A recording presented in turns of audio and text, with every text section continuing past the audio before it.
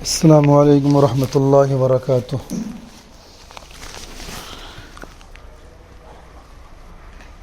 السلام علیکم ورحمۃ اللہ وبرکاتہ۔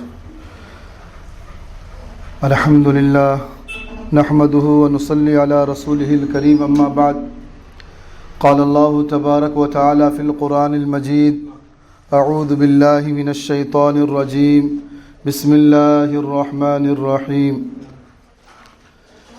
بل هو قرآن مجید فی لوح محفوظ۔ وقال النبی صلی اللہ علیہ وسلم انہا ستکون فتنہ، قلت ما المخرج منها یا رسول اللہ؟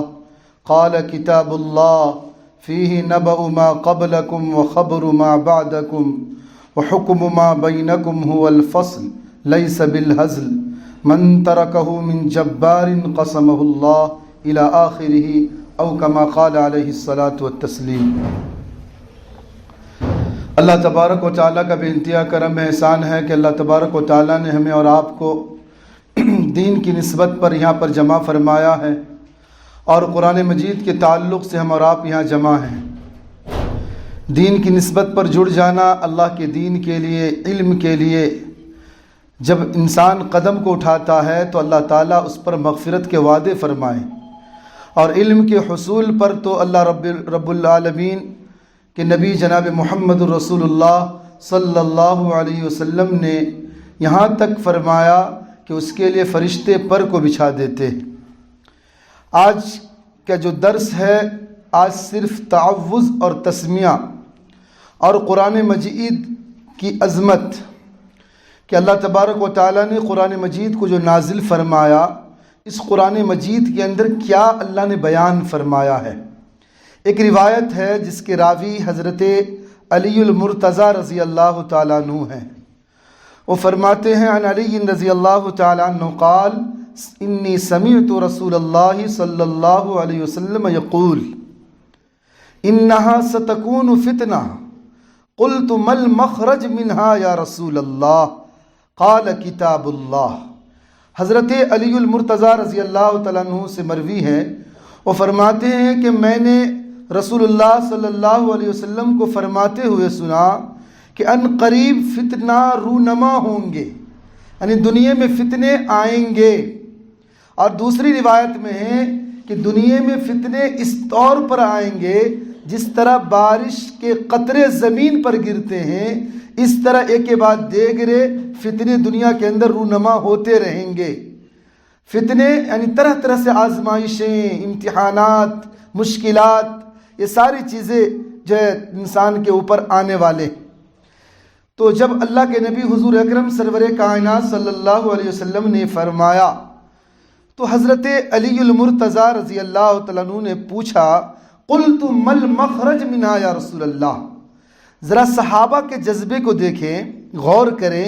صحابہ اور صحابیات کے اندر اگر اللہ کے رسول سرور کائنات صلی اللہ علیہ وسلم کسی چیز کے متعلق اگر کچھ فرماتے تو صحابہ اس کی صفات نہیں پوچھتے تھے، بلکہ یہ پوچھتے تھے کہ اس وقت ہمارے لیے کیا عمل ہوگا۔ تو حضرت علی رضی اللہ تعالیٰ نے فرمایا، یہ نہیں پوچھا کہ فتنہ کیسے ہوں گے، فتنے کی نوعیت کیا ہوں گی، فتنے کس قسم کے زمین پر گریں گے، بلکہ صرف اتنا فرمایا مل مخرج منہا یا رسول اللہ صلی اللہ علیہ وسلم، اے اللہ کے رسول صلی اللہ علیہ وسلم اس فتنے سے نکلنے کا ذریعہ کیا ہوگا؟ تو میرے اور آپ کے آقا جناب محمد رسول اللہ صلی اللہ علیہ وسلم نے صرف ایک جملہ فرمایا، قال کتاب اللہ، کہ اس فتنے سے نکلنے کا ذریعہ اللہ کی کتاب ہوگی۔ یعنی جب بھی حالات کیسے بھی آ جائیں، ہر انسان کو ان مشکل حالات میں اللہ کی قرآن کی طرف رجوع ہونا چاہیے کہ ہم جو مسائل میں گھرے ہوئے ہیں، ان مسائل سے نکلنے کا قرآن نے کیا نسخہ بیان کیا۔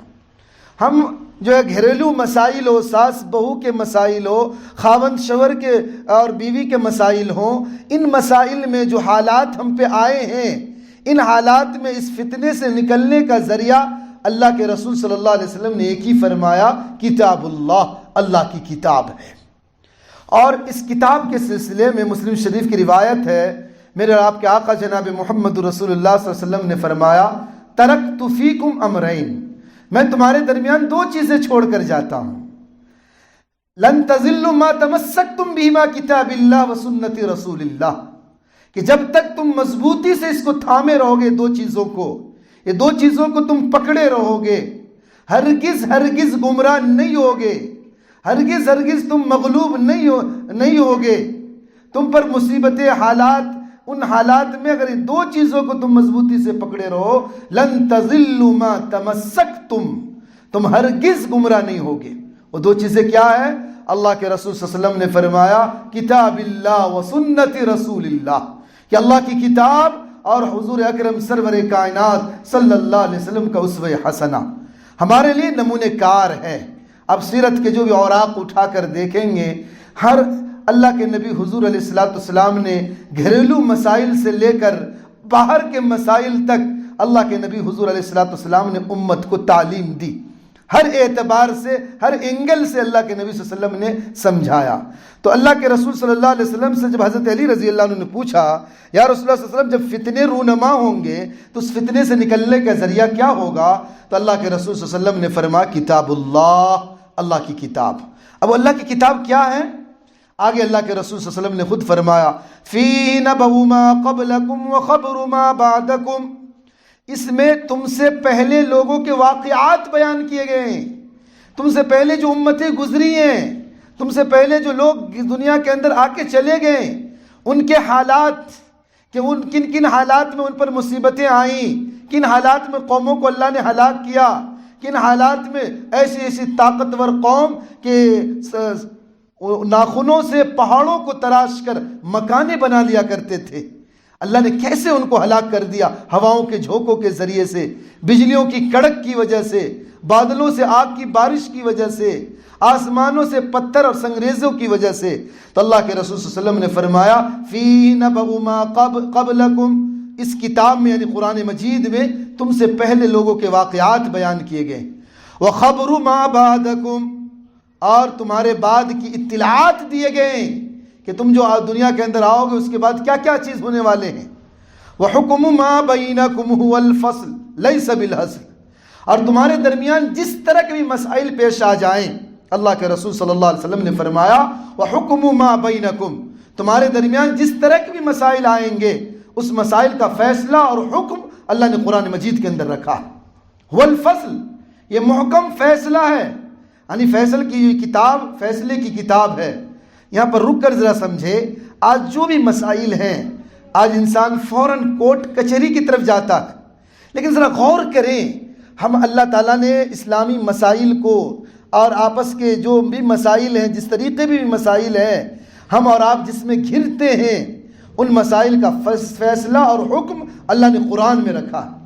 اس کے بعد اللہ کے رسول صلی اللہ علیہ وسلم نے فرمایا لیس بالہزل، یہ قرآن کوئی مذاق کی کتاب نہیں ہے۔ من ترکہ من جبار قسمہ اللہ، جو سرکش شخص، جو بدماش ہے، جس کے ذہن کے اندر فساد ہے، ایسے لوگ اگر اپنے فسادی ذہن کی بنا پر قرآن کو چھوڑ دے، یعنی قرآن سے فیصلہ نہ کرائے بلکہ کورٹ کچہری کی طرف دوڑنے لگے، ذرا بھی کچھ مسائل، بیٹی کے مسائل آ جائیں، وہ سارے مسائل میں انسان جو ہے قرآن کی طرف آنے کے بجائے جو دوسرے دروازے کھٹکھٹانے لگے، اور اپنے انا کی وجہ سے، اپنے انانیت کی وجہ سے، اپنے غرور اور گھمنڈ کی وجہ سے، من ترکہ من جبار، کہ جباریت کی وجہ سے اور اپنے جو ہے بدماشی کی وجہ سے اگر اللہ کے قرآن کو چھوڑ دے، قرآن سے فیصلہ نہ کرائے، قرآن کے فیصلے کو نہ تسلیم کرے، اللہ کے نبی صلی اللہ علیہ وسلم نے فرمایا قسمہ اللہ، اللہ اس کو توڑ دے گا۔ یعنی آج جو حالات ہیں، آج دیکھیں جس طرح کے بھی حالات ہیں، آج جو حالات پیش آ رہے ہیں گھریلو اعتبار سے، وجہ یہی ہے کہ قرآن کی طرف آنے کے بجائے ہم جو ہے لوگوں کے طرف، ایسے لوگوں کی طرف جن کو استنجے کرنے کا طریقہ بھی معلوم نہیں، ان سے فیصلے کرانے کے لیے جاتے ہیں۔ تو اس لیے اللہ کے نبی صلی اللہ علیہ وسلم نے فرمایا من ترکہ من جبار قسمہ اللہ، جو سرکشی کی بنا پر اللہ کے قرآن کو چھوڑ دے، اللہ اس کو توڑ دے گا۔ وَمَنِ ابْتَغَى الْهُدَى فِي غَيْرِهِ أَضَلَّهُ اللَّهُ، اور جو قرآن کے علاوہ میں کسی اور چیز میں ہدایت کو تلاش کرے گا، یعنی قرآن کے علاوہ کسی اور چیز سے ہدایت چاہے گا، جیسے کہ آج دنیا کے اندر لوگ جو ہے یعنی اپنا آئیڈیل نمونہ کسی کے کردار کو دیکھتا ہے اپنانے کے لیے، تو جو سنیما میں، فلموں میں، دیگر چیزوں میں جو چیزیں سامنے آتی ہے ان کو اپنے لیے ہدایت اور سیدھا راستہ سمجھتا ہے۔ اللہ کے نبی صلی اللہ علیہ وسلم نے فرمایا وَمَنِ ابْتَغَى الْهُدَى فِي غَيْرِهِ أَضَلَّهُ اللَّهُ، جو اللہ کے قرآن کے علاوہ میں ہدایت کو تلاش کرے گا اضلہ اللہ، اللہ اس کو گمراہ کر دے گا، یعنی اللہ کے قرآن کے علاوہ کسی اور چیز میں ہدایت نہیں ملے گی۔ وَهُوَ حَبْلُ اللَّهِ الْمَتِينُ، اللہ کے رسول صلی اللہ علیہ وسلم نے فرمایا قرآن اللہ کی ایک مضبوط رسی ہے۔ مضبوط رسی کا مطلب یہ ہے کہ اللہ کی مدد، اللہ کی نصرت، اللہ کی طرف سے مغفرت، اللہ کی طرف سے مدد کے وعدے، یہ اللہ نے قرآن کے ذریعے سے اللہ تک پہنچنے کا ایک ذریعہ اور صلہ اللہ نے قرآن کو بنایا ہے۔ تو وہ حبل اللہ المتین، اور یہ اللہ کی ایک مضبوط رسی ہے۔ وہ ذکر الحکیم، یہ محکم نصیحت نامہ ہے۔ اللہ نے جو قرآن دیا ہے، صرف آج ہم کیا سوچ لیے ہیں، کوئی مر جائے تو قرآن پڑھا لو، کوئی دکان کی افتتاح کرنی ہے قرآن پڑھا لو، گھر کی افتتاح کرنی ہے قرآن پڑھا لو، شادی بیاہ کا موقع قرآن پڑھا لو۔ یہ الگ مسئلہ ہے کہ پڑھانا چاہیے نہیں چاہیے، لیکن مسئلہ یہ ہے قرآن کے نزول کا مقصد یہ نہیں ہے۔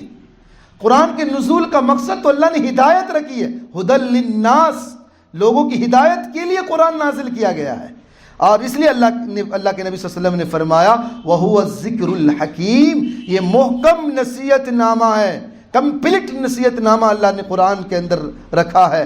وَهُوَ الصِّرَاطُ الْمُسْتَقِيمُ، قرآن کے بارے میں اللہ کے رسول صلی اللہ علیہ وسلم نے فرمایا یہ قرآن سیدھا راستہ ہے۔ هُوَ الَّذِي لَا تَزِيغُ بِهِ الْأَهْوَاءُ، اور قرآن یہ وہ کتاب وہی حق مبین ہے جس کی اتباع سے، قرآن کے اوپر چلنے سے خیالات کجی یعنی شیطانوں کے روش سے انسان حفاظت چاہتا ہے، یعنی قرآن کے ذریعے انسان شیطانی وساوس سے، دیگر چیزوں سے انسان محفوظ رہ سکتا ہے، یہ قرآن کے ذریعے سے۔ اس کے بعد اللہ کے رسول صلی اللہ علیہ وسلم نے فرمایا وَلَا تَلْتَبِسُ بِهِ الْأَلْسِنَةَ، یعنی قرآن ایسی کتاب ہے کہ زبانیں اس کو گڑبڑ نہیں کر سکتی۔ یعنی آپ دیکھیں 1450 سال گزر گئے، بڑے بڑے جابر آئے اور قرآن کو بدلنا چاہا، اور قرآن کے آیتوں کو جو ہے تحریف کرنا چاہا قرآن کی آیتوں میں، لیکن کوئی آج تک مائی کا لال ایک حرف بھی بدل نہ سکا، کوئی ایک حرف بھی رد و بدل نہ کر سکا۔ یہ قرآن اور اسلام کے سچا ہونے کی دلیل ہے کہ دیکھیں صدیوں سے قرآن، یعنی 1450 سال سے آج تک، یہاں تک اللہ نے خود وعدہ فرمایا قرآن میں فَأْتُوا بِسُورَةٍ مِّن مِّثْلِهِ، نبی جی ان کو چیلنج کیجئے کہ ایک سورت بھی تم اس جیسا لا کر دکھلا دو، لیکن کوئی آج تک پیدا نہ ہوا۔ اسی کے بارے میں اللہ کے رسول صلی اللہ علیہ وسلم نے فرمایا وَلَا تَلْتَبِسُ بِهِ الْأَلْسِنَةَ، کوئی چاہے کتنوں فصیح و بلیغ عربی جاننے والا کیوں نہ ہو، لیکن قرآن کی آیتوں کے اندر رد و بدل نہیں کر سکتا۔ جیسے یہاں پر رک کر ایک بات سمجھانا چاہتے ہیں کہ آج نیٹوں پر، انٹرنیٹ پر بعض قرآن ایسے قادیانیوں کے قرآن میں تحریف کر کے انہوں نے اپلوڈ کر دیے ہیں، اور ہمارے مسلم لوگ جو لوگ نہیں جانتے ہیں ان قرآن کو اپلوڈ کر کے پڑھ رہے ہیں، حالانکہ آپ اس قرآن کے اندر کیسے رد و بدل کیے ہیں۔ جو لوگ حافظ ہیں وہ تو جان جائیں گے، لیکن جو حافظ نہیں جان پائیں گے۔ جیسے اللہ نے سورۃ البقرہ میں فرمایا یؤمنون باللہ والیوم الآخر، کہ وہ اللہ پر ایمان لاتے ہیں، تو وہاں انہوں نے کیا رد و بدل کیا، لا یؤمنون باللہ والیوم الآخر، وہ لوگ اللہ پر ایمان نہیں لاتے۔ اس طرح کہیں لام الف بڑھا دیا، کہیں پر گھٹا دیا، اس طرح تحریف کر کے۔ لیکن اللہ تعالیٰ نے سینکڑوں، یعنی امت کے اندر ایسے سینکڑوں افراد کو اللہ نے پیدا کر دیا جنہوں نے اپنے سینوں میں قرآن کو محفوظ رکھا ہے، اور کوئی اس کو بدل نہیں سکتا۔ وَلَا يَشْبَعُ مِنْهُ الْعُلَمَاءُ، اور اللہ کے نبی صلی اللہ علیہ وسلم نے فرمایا قرآن وہ کتاب ہے کہ علماء اس سے سیر نہیں ہو سکتے، جتنا اس قرآن میں غوطہ لگائیں گے، جتنے مواد نکالنا چاہیں گے، جتنے موضوع اور ٹاپک نکالنا چاہیں گے نکالتے رہیں گے، لیکن اس کی انتہا تک نہیں پہنچ سکتے۔ وَلَا يَخْلُقُ عَنْ كَثْرَةِ الرَّدْ، زیادہ پڑھنے سے قرآن پرانا نہیں ہوتا۔ دوسری کتابیں آپ تھوڑی دیر پڑھے اکتا جاتے ہیں لوگ، اور دل اچاٹ ہو جاتا ہے ایک مضمون کو بار بار پڑھ کر، لیکن قرآن ایسی کتاب ہے جتنا انسان پڑھتا ہے اتنی لذتیں اور بڑھتی جاتی ہے۔ اس کے بعد اللہ کے رسول صلی اللہ علیہ وسلم نے فرمایا وَلَا تَنْقَضِي عَجَائِبُهُ، قرآن کے عجائبات ختم نہیں ہوں گے، قرآن کے عجائبات اللہ تعالیٰ نے بہت بے شمار اس کے اندر رکھے ہیں. انشاءاللہ کبھی موقع آئے گا تو اس عنوان سے باتیں ہوں گی. هو الذی لم تنتهی الجن اذا سمیعته حتی انا سمینا قرآنا عجبا. قرآن کی یہ شان ہے کہ جب جنوں نے اس قرآن کو سنا تو کہا انا سمینا قرآنا عجبا، ہم نے ایک عجیب قرآن سنا ہے جو سیدھے راستے کی طرف ہدایت کرتا ہے. فآمنا بہ، ہم اس پر ایمان لاتے ہیں. یہ اس سیرت کی طرف اشارہ ہے کہ اللہ کے رسول صلی اللہ علیہ وسلم پر جب ابتدائی وحی کا نزول ہوا تو جناتوں کی میٹنگیں ہوئی کہ کیا بات ہے کہ آسمان پر ہم پہلے چلے جایا کرتے تھے لیکن اب آسمان پر سخت پہرا بٹھا دیا گیا ہے. جب ہم جانے کی کوشش کرتے ہیں تو کوڑوں سے مارا جاتا ہے ہمیں. دیکھو زمین میں کیا چیزیں ہوئی ہیں. تو جناتوں نے اپنے تمام افراد کو زمین پہ لگائے معلومات کرو. سارے جنات زمین کے سیر کرتے ہوئے جب پہنچے تو اللہ کے رسول صلی اللہ علیہ وسلم ایک وادی میں فجر کی نماز پڑھا رہے تھے. تو جنات وہاں رک کر یہ اس قرآن کو جب سنا تو جناتوں نے ایک زبان ہو کر کہا انا سمینا قرآنا عجبا، ہم نے ایک عجیب قرآن سنا ہے. یہدی الی الرشد، وہ تو سیدھے راستے کی طرف رہنمائی کرتا ہے. فآمنا بھی، ہم اس قرآن پر ایمان لاتے ہیں. تو جناتوں نے اللہ نے جس قرآن کو نازل فرمایا اس پر اللہ کے نبی صلی اللہ علیہ وسلم کے ہاتھ پر جناتوں نے بھی ایمان لایا. اس کے بعد اللہ کے رسول صلی اللہ علیہ وسلم نے فرمایا من قال به صدقہ ومن عمل به اجرا. قرآن کے حوالے سے جو بات کرے گا، تقریر کرے گا، وہ سچا ہوگا. ومن عمل به اجرا، جو قرآن پر عمل کرے گا اس کو ثواب دیا جائے گا. ومن حکم به عدلا، جو قرآن کے ذریعے فیصلہ کرے گا وہ انصاف کا فیصلہ ہوگا. ومن دعا الیہ ہدی الی صراط مستقیم، اور جو قرآن کی طرف بلائے گا وہ سیدھے راستے کی طرف بلائے گا. یعنی قرآن ہی ایک ایسی کتاب ہے کہ اس پر اگر انسان لوگوں کو بلائے گا تو گویا کہ سیدھے راستے کی طرف بندہ رہنمائی کرتا ہے. تو خیر بات یہاں سے چلی تھی کہ اللہ کے رسول صلی اللہ علیہ وسلم نے فرمایا ان قریب فتنہ دنیا کے اندر رونما ہوں گے. تو اس فتنے سے نکلنے کے ذریعہ اللہ کے رسول نے فرمایا کتاب اللہ کی کتاب ہے، اور اللہ کی کتاب کی کیا کیا صفات اوصاف وہ آپ کے سامنے بیان کیے گئے. یہ پوری روایت ترمذی شریف کے اندر موجود ہے. اللہ سے دعا اللہ عمل کی توفیق نصیب فرمائے. اب تفسیر کی جو آغاز ہو رہے ہیں اس سے پہلے سب سے پہلے قرآن مجید میں تعوذ اور تسمیہ لکھے ہوتے ہیں. اعوذ باللہ من الشیطان الرجیم بسم اللہ الرحمن الرحیم. میں پناہ چاہتا ہوں اللہ سے شیطان مردود سے. اللہ کی پناہ چاہتا ہوں شیطان مردود سے. یہ دیکھیں اس کو تعوذ کہتے ہیں. تعوذ یعنی اعوذ باللہ من الشیطان الرجیم، اور دوسری زبانوں میں اس کو استعاذہ کہتے ہیں. استعاذہ کے معنی ہے پناہ چاہنا. جو قرآن کے مفسرین ہیں عمومی طور پر جب بھی قرآن کی آیات کی تفسیر شروع کرتے ہیں تو شروع کرنے سے پہلے استعاذہ اور تسمیہ یعنی اعوذ باللہ اور بسم اللہ کی جو ہے یعنی تشریح بیان کرتے ہیں. تو دیکھیں یہ تعوذ جس کو استعاذہ کہا جاتا ہے، جس کو ہم اور آپ اعوذ باللہ من الشیطان الرجیم کہتے ہیں، یہ اس کو استعاذہ کے معنی کیا ہے؟ استعاذہ کے معنی ہے پناہ چاہنا، پناہ میں آنا. اور قرآن کریم کی اصطلاح میں استعاذہ کہتے ہیں اعوذ باللہ من الشیطان الرجیم پڑھنے کو. دیکھیں یہ استعاذہ یعنی اللہ سے جو پناہ ہم چاہتے ہیں، اور قرآن مجید کو پڑھنے سے پہلے ہم اعوذ باللہ من الشیطان الرجیم پڑھتے ہیں. تو یہ صرف قرآن کی شروعات ہی میں پڑھنا ضروری نہیں، بلکہ جو بھی کام ہے اس وقت ہم اللہ کی اگر پناہ چاہیں گے. کوئی تعجب کا کام اگر سامنے آ گیا اس وقت اعوذ باللہ من الشیطان الرجیم پڑھ دیے تو اللہ کی مدد نصرتیں آتی ہیں. اور کثرت سے جو لوگ اعوذ باللہ من الشیطان الرجیم کا ورد کرتے ہیں ان کے لیے فوائد علماء نے بہت سارے لکھے ہیں. ان میں سے چند فائدے یہ ہیں کہ تعوذ پڑھنے کے، اعوذ باللہ من الشیطان الرجیم پڑھنے کے، نمبر 1 دین و ہدایت پر استقامت حاصل ہوگا. یعنی اللہ کے دین پر استقامت کا مل جانا. دیکھیں استقامت کیا چیز ہے؟ کنٹینیو اللہ کی فرما برداری. یہ استقامت تھوڑی عبادت ہے لیکن کنٹینیو ہے. اس عبادت کو اللہ پسند فرماتا ہے. یہ کب حاصل ہوگا؟ جو لوگ کثرت سے اعوذ باللہ من الشیطان الرجیم پڑھیں گے اللہ ان کو دین اور سیدھے راستے پر استقامت دے گا۔ دوسری چیز یہ ہے شیطان مردود کے شر اور تکلیف سے بچاتا ہے۔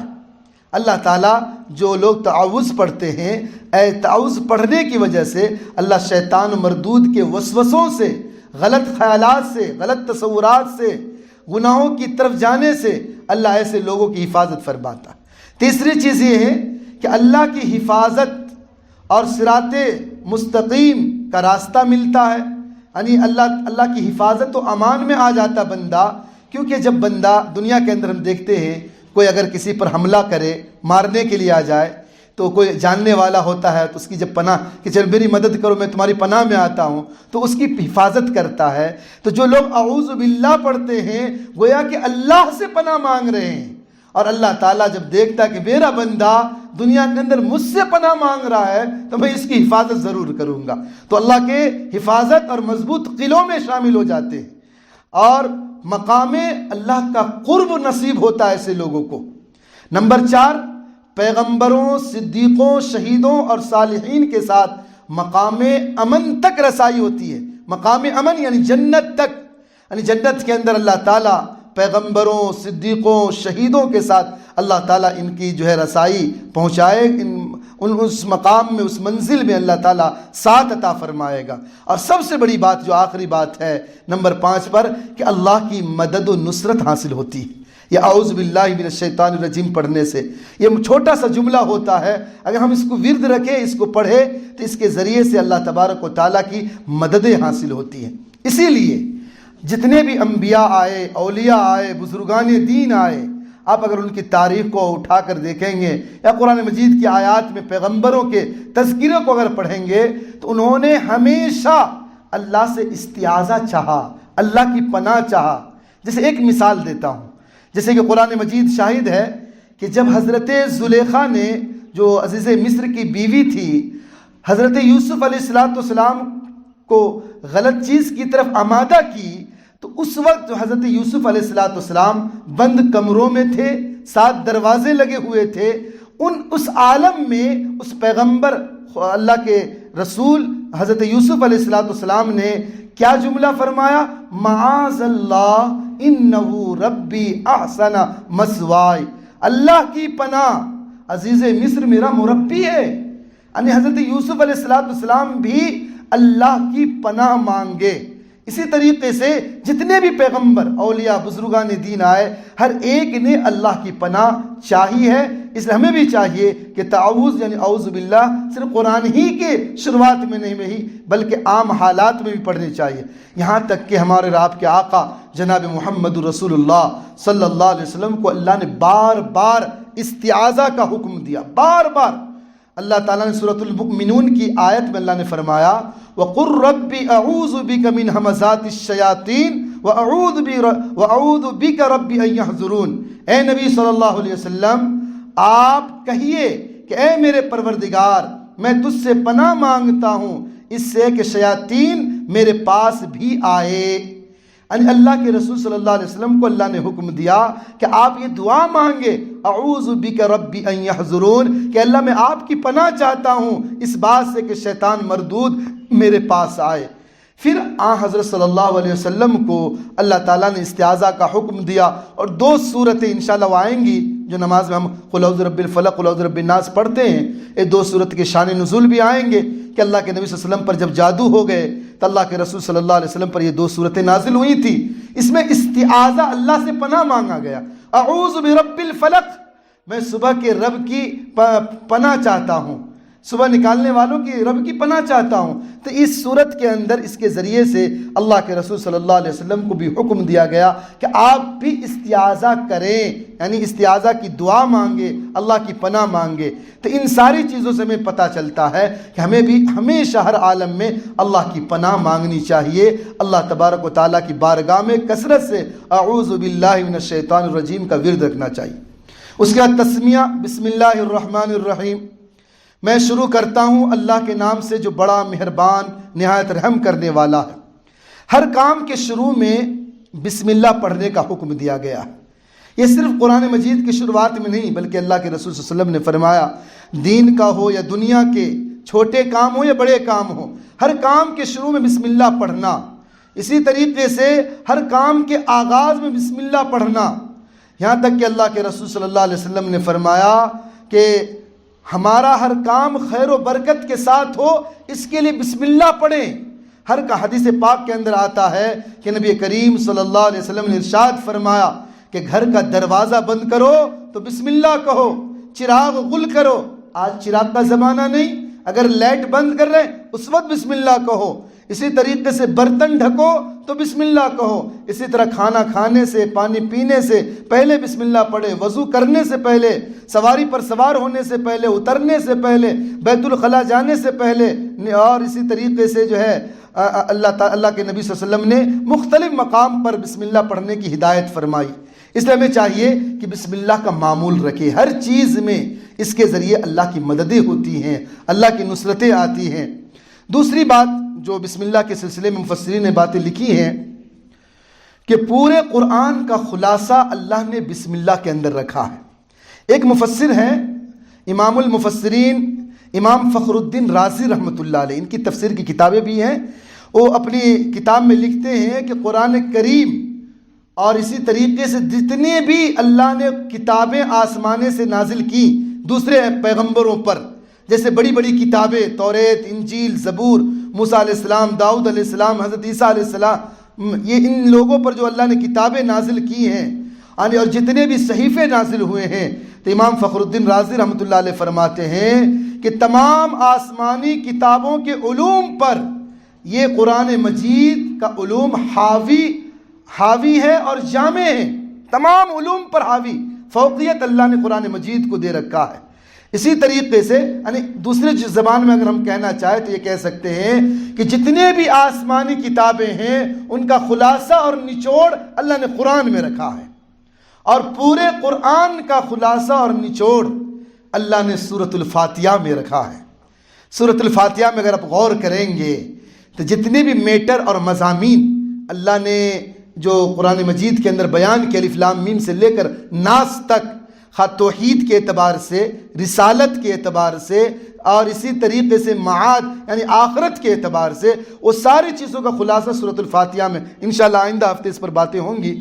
تو بتا یہ رہا تھا کہ تمام آسمانی کتابوں کا نچوڑ اللہ نے قرآن میں رکھا، قرآن کا نچوڑ اللہ نے سورۃ الفاتحہ میں رکھا، اور آگے امام فخر الدین رازی رحمۃ اللہ علیہ فرماتے ہیں کہ سورۃ الفاتحہ کا پورا نچوڑ اللہ نے بسم اللہ الرحمن الرحیم میں رکھا ہے، اور پورا بسم اللہ الرحمن الرحیم کا نچوڑ اللہ نے بسم اللہ کے با میں رکھا ہے۔ با کے معنی ایک قول کے مطابق آتے ہیں الصاق، ملانا، اور یہ قرآن مجید اللہ کے بھٹکے ہوئے بندوں کو اللہ سے ملانے کا کام اور ذریعہ بنتا ہے۔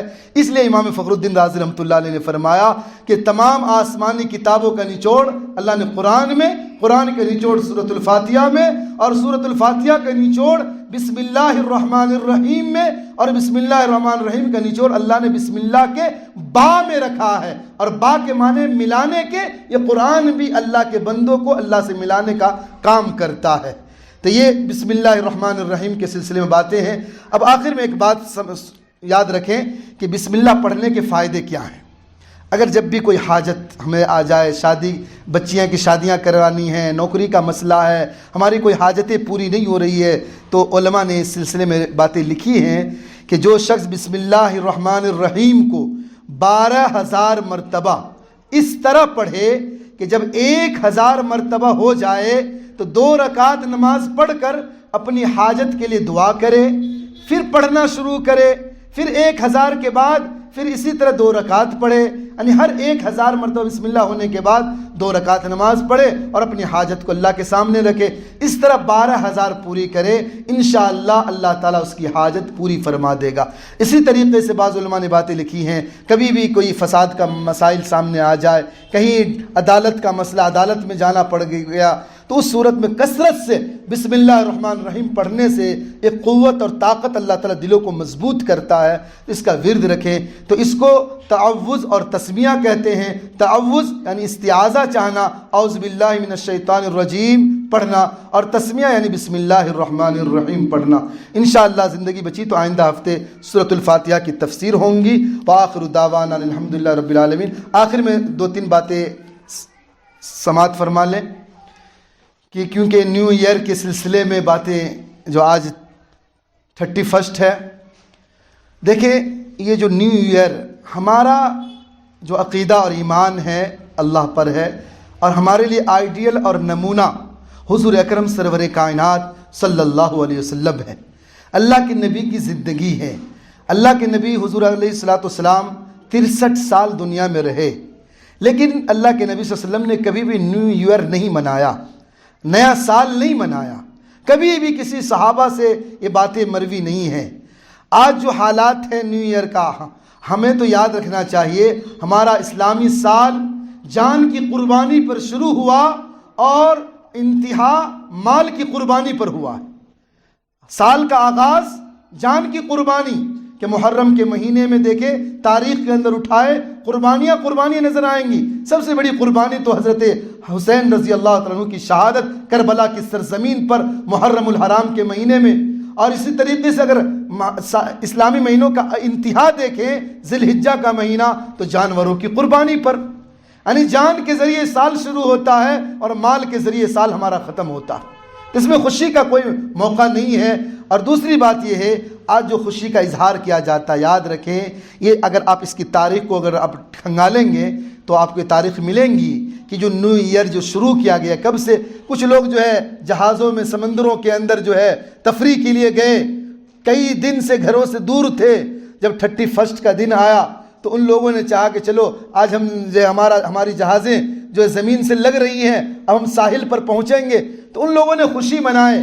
پھر دوسرا جب سال آیا تو اور جو خوشی میں اضافہ ہوئے، شرابیں شروع ہو گئیں، پھر زناکاریاں شروع ہو گئیں. اس طرح بدکاری شروع ہوتے ہوتے آج پورے عالم میں جو یہودیت اور مغربی تہذیب سے جو شروع ہوا آج اسلامی کلچر تک پہنچ چکا. آج سینکڑوں لوگ آج دیکھیں گے 31 کل جنوری ہے، اچھا کھانا بنانا، اچھا کپڑا پہننا، سال بھر اچھا رہے گا، اچھا کاروبار. نہیں میری بہنوں، آپ غور کریں یہ چیزیں جو ہے اسلام کے مغایر ہیں، اسلام کے مخالف ہیں، اپوزٹ ہیں. ہرگز ہم یہ سمجھ کر کہ آج 1 جنوری ہے نیا کپڑا پہنوں گا، اللہ بہت بڑا گناہ دے گا، عذاب میں مبتلا کر دے گا. اس لیے اپنے ایمان کی حفاظت کریں. آج تو کثیر تعداد میں آج اپنے بچوں کے ذہنوں کے اندر ایسی چیزیں بٹھا دیے کہ جنوری آتے ہی یا ان کے ڈیٹ آف برتھ آتے ہی یا تو برتھ ڈے کے لیے التجا کرتے ہیں. حالانکہ آپ دیکھیں یہ چیزیں اسلام کے اندر نہیں ہے، یہ ہم نے غیروں سے لے لیے. اور اللہ کے رسول صلی اللہ علیہ وسلم نے فرمایا من تشبہ بقوم فہو منہم، جو جس کی مشابہت اختیار کرے گا قیامت میں اللہ اسی کے ساتھ اٹھائے گا. کیا آپ اللہ کے نافرمانوں کے ساتھ اٹھنا چاہیں گے؟ اس لیے اللہ کے واسطے یہ نیو ایئر کا جو ہے ذہن میں ختم کر دیں. اور یاد رکھیں عیسائی لوگ جو اس کو مناتے ہیں خصوصی طور پر ان کا عقیدہ اور ایمان یہ ہے کہ اللہ تعالیٰ نے 25 دسمبر کو بیٹا پیدا کیا ہے. نعوذ باللہ. اللہ کے متعلق عقیدہ یہ رکھتے ہیں کہ اللہ نے بیٹا پیدا کیا، حالانکہ اللہ کہتا ہے قل هو اللہ احد. نبی جی کہہ دیجیے اللہ ایک ہے، اللہ الصمد، اللہ بے نیاز ہے، لم یلد ولم یولد، نہ اللہ کی اولاد ہے نہ اللہ کسی کی اولاد ہے، ولم یکن لہ کفوا احد. اولاد تو دور کی بات، اللہ کا ہمسر اور برابر بھی کوئی نہیں ہے. اللہ کی ذات جو ہے سب سے اعلیٰ اور سب سے اعظم ہے.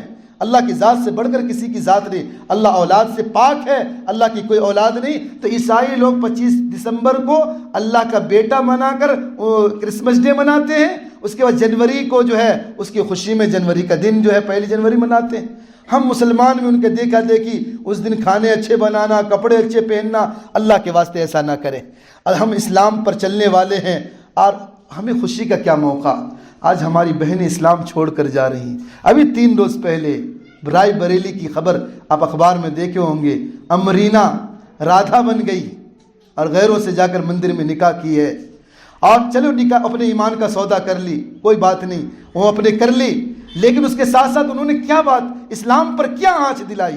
ہم نے تعلیم نہ دی اپنی بچیوں کو تو انہوں نے باضابطے نیوز میں کیا کہہ رہی ہے کہ ہم اسلام کو اس لیے چھوڑے ہیں، اسلام میں 3 طلاق ہے، اور یہ طلاق اب ہم ایسے مذہب کو اختیار کیے اس میں طلاق نہیں، حالانکہ ہم سمجھے ہی نہیں کہ طلاق کیا چیز ہے۔ انشاءاللہ کبھی اس عنوان سے بات کریں گے کہ طلاق اسلام میں کیوں ہے اور کیسے ہے، کیوں کر اللہ تعالیٰ نے طلاق کو رکھا، اس ٹاپک پر انشاءاللہ بات ہوں گی۔ تو خیر خلاصہ کلام یہ ہے، جب ہماری بہنیں اسلام چھوڑ کر جاتی ہوں اور ہماری بہنیں سڑکوں پر پڑی ہوئی ہیں اور مسلمانوں کے حالات بد سے بدتر ہوتے جا رہے ہیں، ان حالات میں خوشی کا کیا موقع؟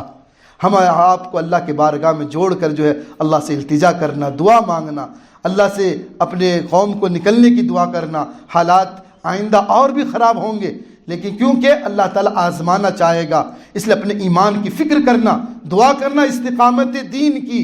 تو بتا یہ رہا تھا کہ جو نیو ایئر منانے والے جو لوگ ہیں اب اس سے پرہیز کریں، انہیں بھی تعلیم کریں، اسلام اس کی اجازت نہیں دیتا۔ بعض ایسے لوگ آئیں گے یوٹیوب پر، ایسے یوٹیوبر علماء ملیں گے، کہیں گے منانے سے کوئی حرج نہیں۔ یاد رکھیں یہ چیزیں جو آج ہم مغربی تہذیب میں مل کر جو ہم اس جیسے جو ہے جیسا دیس ویسا بھیس، جہاں دیکھے چمتکار وہیں کر دے نمسکار، اسلام اس کی اجازت نہیں دیتا۔ اللہ کے رسول صلی اللہ علیہ وسلم کی بارگاہ میں، اللہ کے نبی صلی اللہ علیہ وسلم کی سیرت میں آپ نے پڑھا ہوگا کہ کفار آئے تھے ابو طالب کے پاس کہ اپنے بھتیجے سے کہہ دیجئے کہ ایسا کرے ہمارے معبود کو گالی نہ دے، ایک دن ہم ان کے معبود کی عبادت کر لیں گے، ایک دن ہمارے معبود کی عبادت کر لیں۔ اللہ نے ایک چھوٹی سی سورت نازل فرمایا، قُلْ يَا أَيُّهَا الْكَافِرُونَ لَا أَعْبُدُ مَا تَعْبُدُونَ، نبی جی کہہ دیجئے اے اللہ کے منکرو، میں جس کی عبادت کرتا تم اس کی عبادت نہیں کر سکتے، جس کی تم عبادت کرتے اس کی عبادت میں نہیں کر سکتا۔ عبادت میں کوئی الائنس نہیں ہوں گے، ایمان میں کوئی الائنس نہیں ہوں گے۔ ہمارا ایمان پرفیکٹ ہونا، اللہ کی ذات پر ہونا، اللہ کے رسول صلی اللہ علیہ وسلم نے جو باتیں بتلا دی ہیں ان کو دین سمجھ کر کریں۔ جن چیزوں سے اللہ کے رسول نے منع فرمایا اس سے ہم رک جائیں، چاہے دل میں کتنا بھی بوجھ پڑے ہم اس سے رک جائیں۔ انشاءاللہ یہ یقین ہمارے دل میں بیٹھ جانا چاہیے کہ اللہ کے نبی کی سیرت میں ہی اللہ نے ہدایت رکھی ہے، اس کے علاوہ کسی راستے میں ہدایت نہیں۔ اس لیے اللہ سے دعا ہے اللہ ہمیں بھی اور آپ کو ان باتوں پر عمل کی توفیق نصیب فرمائے۔ وآخر دعوانا الحمدللہ رب العالمین، سبحان اللہ بحمدہ، سبحانک اللہم بحمدک، ونشہد ان لا الہ الا انت، نستغفرک ونتوب الیک۔